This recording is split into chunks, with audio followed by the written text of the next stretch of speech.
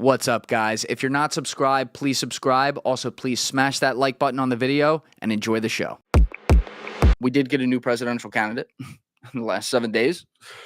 Rather interesting how that went down. And by the way, we're going to be talking about that. We're going to be talking about Kim Cheadle's testimony, which was hilarious at best and tragic at worst, that happened on Tuesday. And we are also going to be talking about El Mayo, who is the famous head of the Sinaloa cartel, who was seized by U.S. authorities against his will, it seems, earlier this week. And that there's a lot there. I have a lot to say on that. I've been talking to some people who know some things there, and that's interesting. So we'll get to that. But starting with Kamala, I guess everything's a step up from Joe Biden as a candidate. The guy literally couldn't talk. He was basically non-responsive in many ways, or unresponsive in many ways at this point. And I think it's fair to say he's at a point where he's probably not fit to be president. I mean, if you can't talk and can't function and, you can barely move, you probably shouldn't be the leader of the free world. That's a separate conversation. But he steps aside, and I found the narrative very interesting to see how quickly it shifted because, for the last 3 to 4 years, the approval rating on Kamala Harris as vice president has been at record lows. And to put that in perspective, Dick Cheney once occupied that office. And yet, out of nowhere, she's now being pushed in the media as the golden girl. This is the same media that, as in April and May, were saying that she might be a drag on a Biden ticket as vice president. She's now, color of Rolling Stone. Oh my God, we love her. She's going to be president, yada, yada, yada. And all these polls are coming out that say that, suddenly she's tied with Trump nationally, which I'm not sure I believe, because the chaos that the Democratic Party has created in this election, which they've done to themselves, no way, in my opinion, can that have people on board, regardless of how much dislike there is for Trump. And obviously there is plenty of material there and plenty of people who are going to dislike him. And I understand that. But to me, there's something a little offensive in the DNC effectively taking control of the past 3 election cycles. And let's review that so that you can understand what I mean there. And by the way, thank you to everyone who's liking this video and subscribing to the channel. If it's your first time here, sharing this around with friends, I really appreciate it. This is something Alessi and some of my guys are pushing me to do more. So I will be doing more of these live streams. I don't know if it's good or not, but I appreciate all of you who are here in the comments. It's when I'm doing these, it's hard for me to look at this and, look over here and deal with it. So I do look at comments afterwards. When you comment on the video, I'll look through some of the chat as well, just to see what people are saying. But thank you for being here. Anyway, so in 2016, the DNC effectively put Hillary Clinton into the candidacy. We've seen that in various leaks from WikiLeaks. We've seen the fact that Bernie Sanders did tap into a real populist movement that year and was effectively stonewalled by the DNC. It's reasonable to say, not a guarantee, but reasonable to say that he should have been the nominee that year and probably would have had the votes to do it. But the DNC wanted none of that. So there's one. Then in 2020, the pandemic hits. Everyone goes into the basement. And if you remember, there were a bunch of candidates there who, right when the pandemic was coming up, as it was becoming a thing, suddenly all dropped out in unison and endorsed Joe Biden so that he could get over the top versus Bernie Sanders and make him the nominee, when in fact he was already showing signs of cognitive decline. I would say at the time he was not nearly the talker he used to be at that point, and was, I don't think, a strong candidate. If people would have wanted to argue 4 years before, or if he had run 8 or 12 years before that, if he would have been a better candidate, that's fine. But in 2020, he was not. So they put him in there, and then he won the election versus Trump. 2024, after 4 years of him declining even further and the economic problems persisting, some of the world wars, global wars that are breaking out under his watch, money from us going over there in repetition over and over again, people generally pissed off. You are now in a position where Trump, who did plenty to bury himself, has even become a victim in many ways. I mean, they tried to cancel the guy. Then they tried to put bullshit charges on him. Then he literally got shot 2 weeks ago, which is fucking crazy. Like, he's like the victim candidate now, who's also able to point to some things in his presidency that were at least normal compared to this past one. So now the DNC is scrambling because it's like, fuck, we're going to lose this election to Trump. And they pushed the old man out of there. I'm going to come back to that in a second too, with how that went down, and put in Kamala, who has never, I believe, and correct me in the comments if I'm wrong about this, has never won she has never had a national vote casted for her. When she ran, or cast for her, when she ran for the presidency in 2020 in the Democratic primaries, I believe she dropped out before Iowa. So she has only ever had voters cast a vote for her in the state of California. So you now have a woman who, yes, she was just vice president, but she is now she's the presumptive Democratic nominee without ever having a voter a part of the process, which just feels dirty. Now, if I was going to see it from their level, especially after Trump got shot and had one of the most badass moments in the history of the world afterwards, they were going to get blown out in this election with Joe Biden. That said, it's their fault for running him. So if you're going to go in and replace him, my thought from a Democratic standpoint is you need to at least have a real open convention. You know, it's not my fault you put the convention all the way in like mid-August or late August or something, very close to the election. That's not my problem. It's not the voters' problem. Like, people's voice should be heard in that.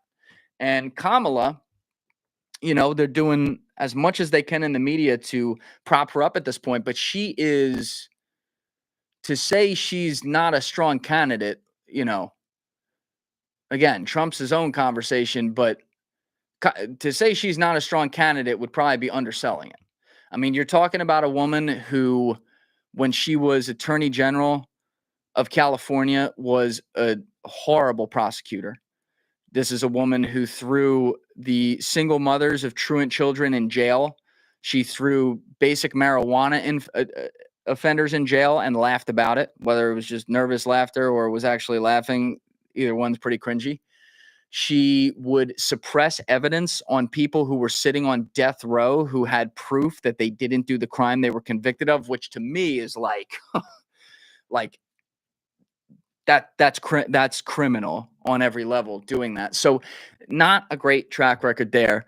And then as vice president, like I said earlier, she had very low approval ratings.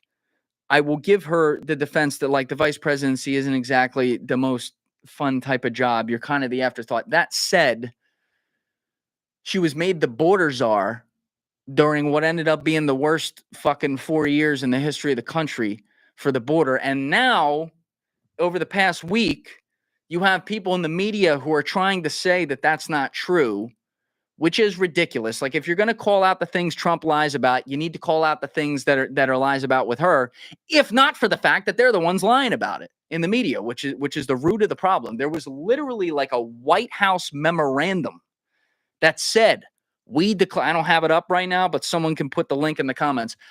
We have declared Vice President Kamala Harris the border czar. I mean, it doesn't, you know, pun intended, it doesn't get more black and white than that. You know, it's literally black and white on paper. So when I see shit like that, I'm like, all right, some of that feels like marketing. And it kind of begs the question to me, and it's the question I've had for the last 8-9 years. You know,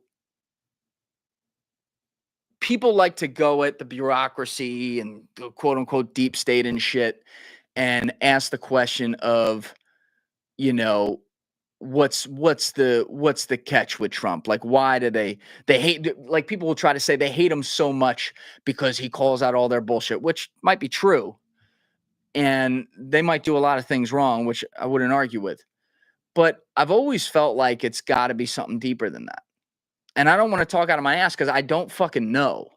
But I would love to be a fly on the wall in some of these back offices and just hear whatever the reasons are that, like, people within the government will do everything they can to control the narrative in the media against this guy at all costs, to the point, by the way, that it ends up having the opposite effect. Like, what is it about him, minus, the boisterous tweets and, maybe cutting certain funding to certain parts of the government and stuff like that, minus the basic shit? What is so serious that that's the case? Like, is he an alien? Do we have proof of that? And like, he's here from another planet to like simulate the destruction? Like, I want to know what it is, because they're obsessed. They're obsessed with the guy. Like in all the weirdest ways. I mean, they have that term, Trump derangement syndrome. Like the media, which is a very controlled asset across the board, left and right, but obviously has far more representation on the left than mainstream media. Like they all have built-in Trump derangement syndrome. Like what? It can't just be the tweets. It can't just be, the careless phrasing and stuff. Like, yeah, you can pick apart a lot of things Trump does. You can argue with all the things politically that he does. You may have different opinions on how he legislates. That's fine. But like the personal, like, this is Satan, this is Hitler, I'd just love to know what the root of that is. I'd love to know what the root of whatever it was, 51 intelligence officials signing their name to a paper in October 2020 verifying that the Hunter Biden laptop was disinformation when these people knew it wasn't.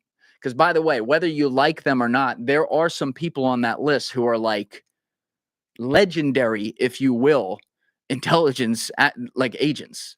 And you may hate them because of what they did there, but like sometimes I'm wondering what did they know? And then I'd love to judge if like that was enough to do it.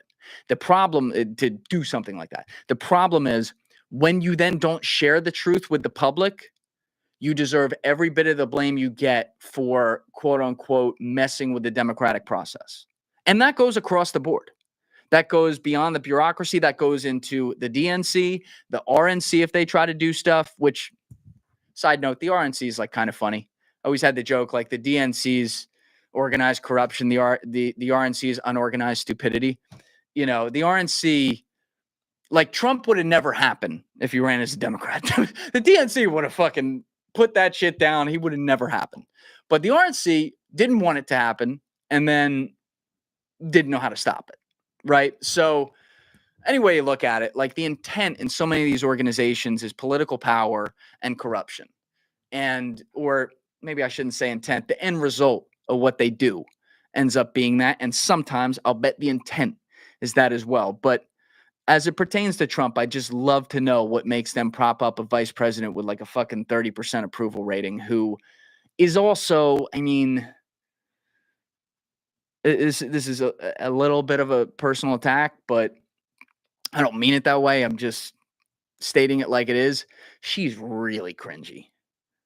Like, she's been in politics how long, and she hasn't worked with like a laughing coach or something?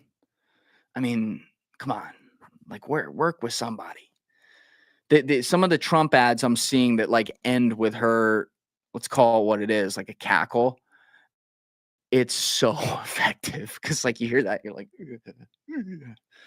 I don't really know what that is, but I'm not sure what to make of some of those polls other than they're probably a little skewed.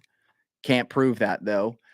We're 100 days out from the election as of tonight. So it's going to be a very interesting 100 days. The fact that we are 15 days out from the leading Republican candidate almost being shot in the fucking face and killed, and that is like 12 news cycles ago, should tell you all you need to know about how much crazier this can and most likely will get.